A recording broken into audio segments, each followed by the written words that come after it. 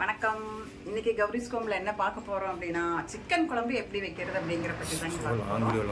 எப்படி பார்க்கலாம் வாங்க, வீடியோக்குள்ள வாங்க போகலாம். 1/2 கிலோ சிக்கன் எடுத்துருக்குறேங்க. 1/2 கிலோ சிக்கன் வீடியோக்காக நான் கொஞ்சமே எடுத்து வச்சிருக்கிறேன்.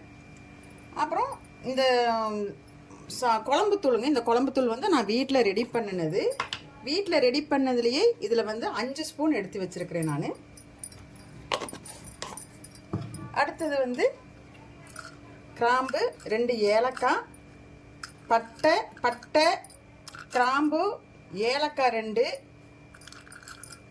அன்னாச்சி பூன்னு சொல்லுவோம் இல்லையா, இதில் 1, கிராம்பு வந்து 6 எடுத்து வச்சுருக்குறேங்க. அப்புறம் பூண்டு பல் வந்து ஒரு 10 எண்ணெய் எடுத்து வச்சுருக்கிறேன். இஞ்சி இந்த அளவு எடுத்து வச்சுருக்கிறேன். எண்ணெய், தாளிப்புக்கு எண்ணெய், தாளிக்கிறதுக்கு வந்து வெங்காயம், அப்புறம் வெங்காயம் வந்து எவ்வளோ எடுத்துருக்கேன்னா இந்த மூடியில் பாதி எடுத்து வச்சுருக்கிறேன். பாதி எடுத்து பல்லாக கட் பண்ணி வச்சுருக்கிறேன்.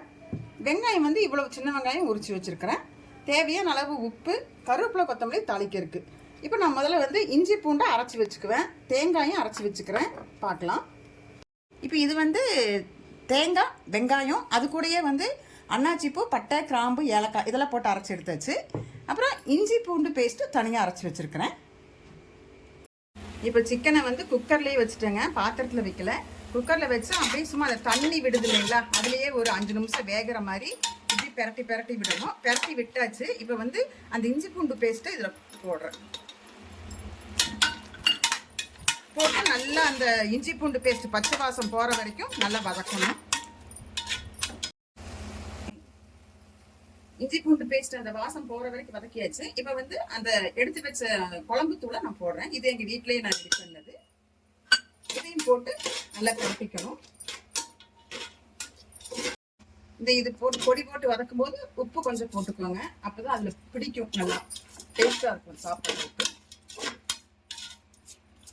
இப்ப இதெல்லாம் போட்டு வதக்கியாச்சு, உப்பெல்லாம் போட்டு வதக்கியாச்சுங்க. இப்ப பாருங்க இந்த அளவுக்கு எல்லாம் குழகுலன்னு வந்திருக்குது, மசாலா பிடிச்சிருக்குது. இப்ப வந்து இதுல தேங்காய், வெங்காயம், அந்த பட்டை, கிராம்பு, ஏலக்காய், பட்டை ஒரு 3 பீஸு, ஏலக்காய் ஒரு 2 பீஸு, கிராம்பு ஒரு 3 பீஸு எல்லாம் போட்டு அரைச்சிருக்கோம் இல்லையா.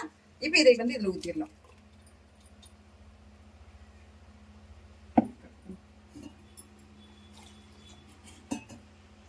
நல்லா கலக்கி எடுத்து இப்படி ஊத்திட்டு எவ்வளவு தண்ணி உங்களுக்கு வேணுமோ அவ்வளவு ஊத்தி கொதிக்க வைக்கலாம். பாருங்க, இப்ப வந்து எல்லாம் ஊத்தி எல்லாம் ஒன்னா கலக்கியாச்சு, எல்லா மசாலாவும் போட்டாச்சு. இப்ப இதை வந்து நம்ம குக்கர்ல மூடி வச்சிடலாம். மூடி வச்சுட்டு நான் வந்து ஒரு 5 விசில் விடுவேன். நீங்க எத்தனை விசில் விடுவீங்களா விட்டு எடுத்துக்கலாம்.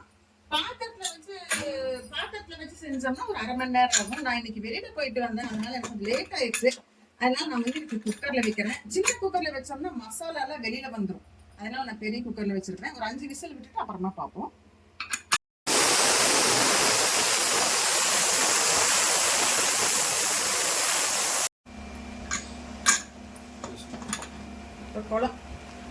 குழம்பு வந்து ஆயிடுச்சுங்க.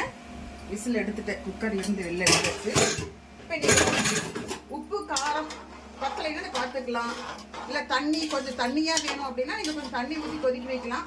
அப்படி இல்லை உங்களுக்கு குழகுலன்னு வேணும்னா இன்னும் கொஞ்சம் நீங்க குழகுலன்னு ஸ்டவ்ல அப்படியே ஓப்பனா வச்சு வேக வச்சுக்கலாம். உப்பு காரம் பார்த்துட்டு இப்போ நம்ம தாளிச்சுக்கலாம். சிக்கன் குழம்பு இப்போ ரெடி ஆயிடுச்சுங்க. நான் வந்து என்னோட ஸ்டைல சிக்கன் குழம்பு வச்சிருக்கிறேன். நீங்க இந்த மாதிரி வைப்பீங்களா, எப்படி வைப்பீங்கன்னு சொல்லி எனக்கு கமெண்ட்ல சொல்லுங்க.